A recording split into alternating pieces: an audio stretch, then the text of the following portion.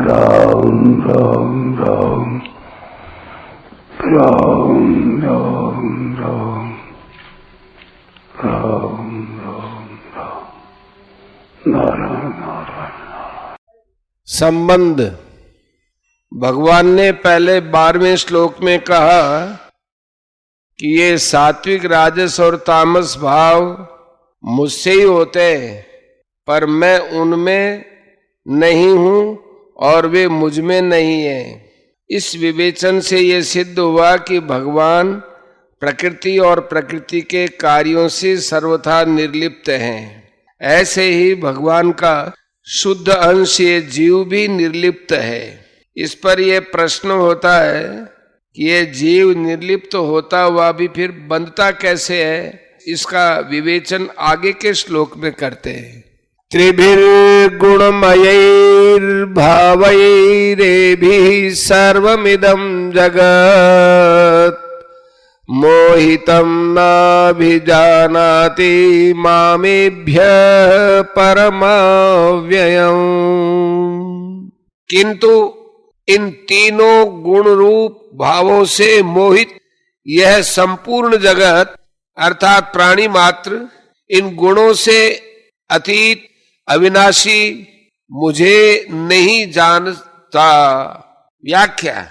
त्रिभिर्गुणमयैर् भावैरेभिः सर्वमिदं जगत मोहितम नाभिजानाति मामेभ्यः परमव्ययम्। सत्व, रज और तम तीनों गुणों की वृत्तियां उत्पन्न और लीन होती हैं। उनके साथ तादात्म्य करके मनुष्य अपने को सात्विक, राजस और तामस मान लेता है, अर्थात उनका अपने में आरोप कर लेता है कि मैं सात्विक, राजस और तामस हो गया हूं। इस प्रकार तीनों गुणों से मोहित मनुष्य ऐसा मान ही नहीं सकता कि मैं परमात्मा का अंश हूं। वह अपने अंशी परमात्मा की तरफ न देखकर उत्पन्न और नष्ट होने वाली वृत्तियों के साथ अपना संबंध मान लेता है। यही उसका मोहित होना है। इस प्रकार मोहित होने के कारण वह मेरा परमात्मा के साथ नित्य संबंध है इसको समझ नहीं सकता। यह जगत शब्द प्राणी मात्र का वाचक है।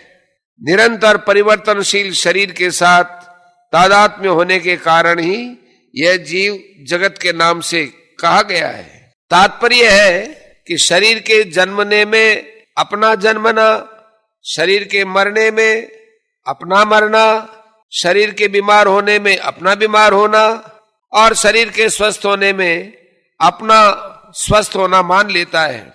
इसी से यह जगत नाम से कहा जाता है। जब तक यह शरीर के साथ अपना तादात्म्य मानेगा तब तक यह जगत ही रहेगा, अर्थात जन्मता मरता ही रहेगा, कहीं भी स्थायी नहीं रहेगा। गुणों की भगवान के सिवाय अलग सत्ता मानने से ही प्राणी मोहित होते हैं।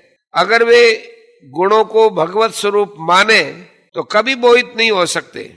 तीनों गुणों का कार्य जो शरीर है, उस शरीर को चाहे अपना मान ले चाहे अपने को शरीर मान ले, दोनों ही मान्यताओं से मोह पैदा होता है। शरीर को अपना मानना ममता हुई और अपने को शरीर मानना अहंता हुई। शरीर के साथ अहंता ममता करना ही मोहित होना है। मोहित हो जाने से गुणों से सर्वथा अतीत जो भगवत तत्व है उसको नहीं जान सकता। यह उस भगवत तत्व को तभी जान सकता है जब त्रिगुणात्मक शरीर के साथ इसकी अहंता ममता मिट जाती है। यह सिद्धांत है कि मनुष्य संसार से सर्वथा अलग होने पर ही संसार को जान सकता है और परमात्मा से सर्वथा अभिन्न होने पर ही परमात्मा को जान सकता है। कारण इसका यह है कि त्रिगुणात्मक शरीर से यह स्वयं सर्वथा भिन्न है और परमात्मा के साथ यह स्वयं सर्वथा अभिन्न है। अस्वाभाविक में स्वाभाविक भाव होना ही मोहित होना है। जो प्रतिक्षण नष्ट होने वाले तीनों गुणों से परे है, अत्यंत निर्लिप्त है और नित्य निरंतर एक रूप रहने वाले हैं, ऐसे परमात्मा स्वाभाविक है। परमात्मा की यह स्वाभाविकता बनाई हुई नहीं है, कृत्रिम नहीं है, अभ्यास साध्य नहीं है, प्रत्युत स्वतः स्वाभाविक है। परंतु शरीर तथा संसार में अहंता ममता अर्थात मैं और मेरा भाव उत्पन्न हुआ है एवं नष्ट होने वाला है। ये केवल माना हुआ है, इसलिए यह अस्वाभाविक है। इस अस्वाभाविक को स्वाभाविक मान लेना ही मोहित होना है, जिसके कारण मनुष्य स्वाभाविकता को समझ नहीं सकता। जीव पहले परमात्मा से विमुख हुआ या पहले संसार के सन्मुख अर्थात गुणों से मोहित हुआ।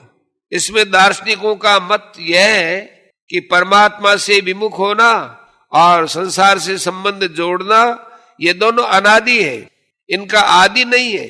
अतः इनमें पहले या पीछे की बात नहीं कही जा सकती। परंतु मनुष्य यदि मिली हुई स्वतंत्रता का दुरुपयोग न करे, उसे केवल भगवान में ही लगाना शुरू कर दे, तो वह संसार से ऊपर उठ जाता है, अर्थात उसका जन्म मरण मिट जाता है। इससे यह सिद्ध होता है कि यह मनुष्य प्रभु की दी हुई स्वतंत्रता का दुरुपयोग करके ही बंधन में पड़ा है।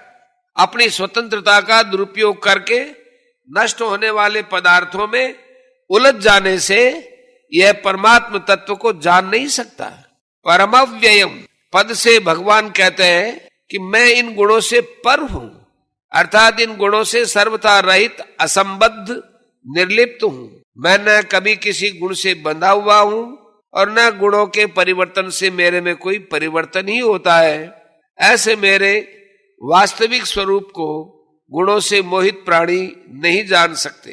परिशिष्ट भाव, जो मनुष्य भगवान को न देखकर सात्विक राजस और तामस भावों को ही देखता है, उनका भोग करता है, उनसे सुख लेता है, वह उन भावों से मोहित हो जाता है, अर्थात भगवान की दुरत्यय गुणमयी माया से बंध जाता है और फलस्वरूप बार बार जन्मता मरता है। तात्पर्य है कि सात्विक राजस और तामस भाव अर्थात कर्म, पदार्थ, काल, स्वभाव, गुण आदि अनित्य है और भगवान नित्य है।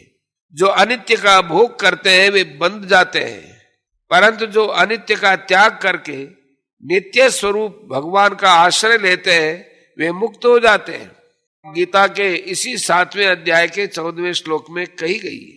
इस श्लोक में जीवात्मा के लिए जगत शब्द आया है। इसका तात्पर्य है कि जिसकी सत्ता विद्यमान है ही नहीं, उसको सत्ता और महत्ता देकर उससे संबंध जोड़ने से जीव भी जगत हो जाता है। चेतन भी चेतनता का दुरुपयोग करके जड़ हो जाता है। उत्कृष्ट परा प्रकृति भी निकृष्ट अपरा प्रकृति बन जाती है। जीव जगत के उत्पत्ति विनाश को अपनी उत्पत्ति विनाश, जगत के लाभ हानि को अपनी लाभ हानि मान लेता है। जैसे मनुष्य कामना के साथ अभिन्न होकर कामात्मान है, अर्थात कामना रूप हो जाता है, और भगवान के साथ अभिन्न होकर मनमया अर्थात भगवद रूप हो जाता है, ऐसे ही जीव जगत के साथ अभिन्न होकर जगत रूप हो जाता है। फर्क यही है कि भगवद रूप से वह नित्य है, पर कामना रूप से या जगत रूप से वह अनित्य है। जीव ने भगवान के सिवाय दूसरी सत्ता को माना, सत्ता मानकर उसको महत्व दिया, महत्व देकर उससे संबंध जोड़ा और संबंध जोड़कर अपनी स्वतंत्र सत्ता का अभाव कर लिया, इसलिए वह जगत बन गया। जो केवल जगत की सत्ता को मानता है वह अपनी सत्ता से विमुख होकर जगत हो जाता है, जो अवास्तविक है। और जो केवल भगवान की सत्ता को मानता है वह अपनी स्वतंत्र सत्ता की मान्यता को मिटाकर भगवान हो जाता है। मम साधर्म्यम आगताः 14वां अध्याय 2 श्लोक, जो वास्तविक है। जीव को जगत कहने का तात्पर्य यह भी है कि उसका चेतनता की तरफ ख्याल ही नहीं रहा, प्रत्युत जड़ शरीर को ही मैं अपना स्वरूप और मेरा मानने लग गया। जीव स्वरूप से निर्गुण तथा अव्यय होने पर भी जगत हो जाने के कारण सात्विक राजस तामस गुणों से बंध जाता है। निबध्नन्ति महाबाहो देहे देहिनम अव्ययम 14:5। वास्तव में अलौकिक परमात्मा का अंश होने से जीव भी अलौकिक है 13वें अध्याय का 31वां श्लोक। पर लौकिक जगत को पकड़ने से वह भी लौकिक हो जाता है। अहम से लेकर पृथ्वी तक सब अपरा प्रकृति है। 7वें अध्याय का 4था श्लोक। अतः जैसे पृथ्वी जड़ है ऐसे अहम भी जड़ है। जब जीव अहम को दृढ़ता से पकड़कर अहंकार विमूढ़ आत्मा हो जाता है, अर्थात अहम को अपना स्वरूप मान लेता है, तब उसका पतन होते होते वह भी जड़ जगत ही बन जाता है, अर्थात उसका चेतनपना लुप्त माने विस्मृत हो जाता है। उसको चेतनपने का अनुभव नहीं होता। जो गुणों में आसक्त नहीं होते उनके सामने जड़ता रहती नहीं, इसलिए उनको सब जगह भगवान ही भगवान दिखते हैं। वासुदेव सर्वम 7 का 19। परंतु जो गुणों में आसक्त होते हैं उनको भगवान दिखते ही नहीं, प्रत्युत संसारी संसार दिखता है, इसलिए वे भगवान को भी संसारी ही देखते हैं। वे गुणों से अतीत भगवान को भी गुणों से बंधे हुए देखते हैं। अविनाशी भगवान को भी जन्मने मरने वाला देखते हैं। 7वें अध्याय के 24वें श्लोक में भक्त की दृष्टि तो भगवान को छोड़कर दूसरी तरफ नहीं जाती, पर गुणों में आसक्त संसारी लोगों की दृष्टि संसार को छोड़कर दूसरी तरफ नहीं जाती। इसलिए भक्त को आनंद ही आनंद प्राप्त होता है और संसारी मनुष्य को दुख ही दुख। दुखालयम गीता